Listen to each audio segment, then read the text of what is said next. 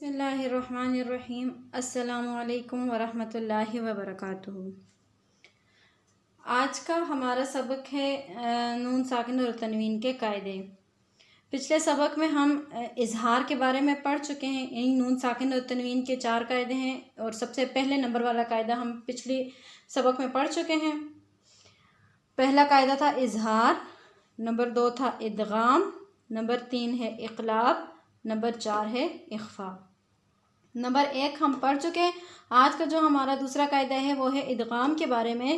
تو قاعدہ نمبر 2 آج ہم پڑھیں گے کہ نون ساکن یا تنوین کے بعد اگر حروف یرملون کے 6 حروف میں سے کوئی حرف آ جائے تو ادغام مال غنہ ہوگا۔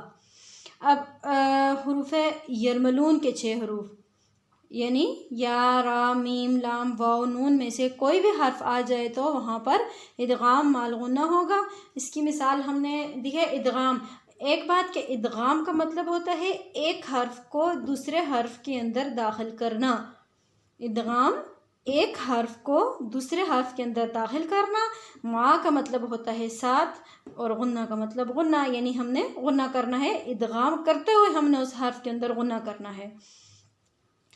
جیسے من یقولو، اب نون ساکن آ گیا، نون ساکن کے بعد حروف یرملون میں سے یا آ رہی ہے، یہ نون ساکن آ گیا، اس کے بعد حروف یرملون میں سے یہ یا آ گئی، تو ہم نے کیا کرنا ہے، میم کو جو ہے یا کے اندر داخل کرتے ہوئے اس میں غنہ کرنا ہے۔ میم یا زبر میں، یعنی داخل کر لیا ہم نے اس کو اس کے اندر، اور ساتھ ہی ہم غنہ کریں گے۔ من یقولو، مین کا مطلب یعنی مین جب ناک میں آواز جاتی ہے تو اس کو غنہ کہتے ہیں، اور غنہ کی مقدار بھی ایک الف کے برابر ہوتی ہے۔ تو من یقولو۔ اسی طرح تنوین کی مثال رسول من اللہ، یعنی تنوین آ گئی ہے، اس کے بعد حروف یرملون میں سے میم آ گیا ہے، تو ہم نے تنوین کو اس میم کے اندر جو ہے داخل کرنا ہے، رسول من اللہ، تو یہاں پر بھی ہم نے غنہ کرنا ہے، ادغام کرتے ہوئے غنہ کرنا، یہ مطلب ہے اس کا، یعنی ادغام مال غنہ۔ حروف یرملون یہ ہیں، یعنی یرملون کے اندر ہی یا، را، میم، لام، واو، نون، ہم یرملون بولتے ہیں، یہ دیکھیں ہم یرملون لکھ رہے ہیں تو اس میں بھی اسی ترتیب سے آ رہے ہیں، یا، را، میم، لام، واو، نون، اور ہم نے یہاں الگ الگ کر کے بھی لکھ دیے ہیں کہ حروف یرملون یہ ہیں، یا، را، میم، لام، واو، نون، تو یہ ہو گئے حروف یرملون۔ اچھا 6 حروف اس کے بھی ہیں، لیکن 4 حروف کے اندر جو ہیں وہ ادغام ہوگا اور اس کے ساتھ غنہ ہوگا، اور جو لام اور را ہے، یعنی حروف یرملون میں سے جو لام اور را ہے، ان 2 حروف میں ادغام بلا غنہ ہوگا۔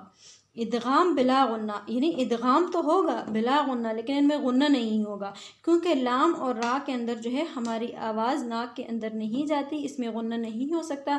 اس لیے ہم نے یہ مثال دی ہے، جیسے میر ربی کا، ابھی نون ساکن کے بعد را آ رہی ہے تو را میں آواز ناک میں نہیں جا سکتی، اس لیے یہاں پر ادغام تو ہوگا، یعنی حرف داخل تو ہوگا، ہم یہ زیر جو ہے یہ اس کو اس کے اندر داخل تو کر رہے ہیں، میم، را، زیر، میر کر رہے ہیں، لیکن اس میں غنہ نہیں ہو سکتا۔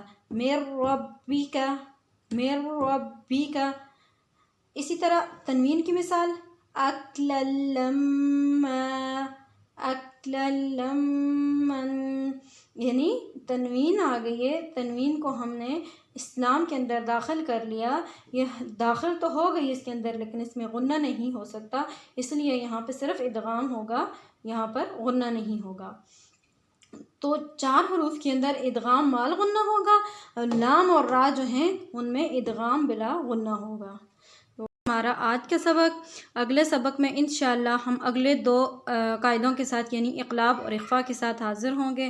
السلام علیکم ورحمۃ اللہ وبرکاتہ۔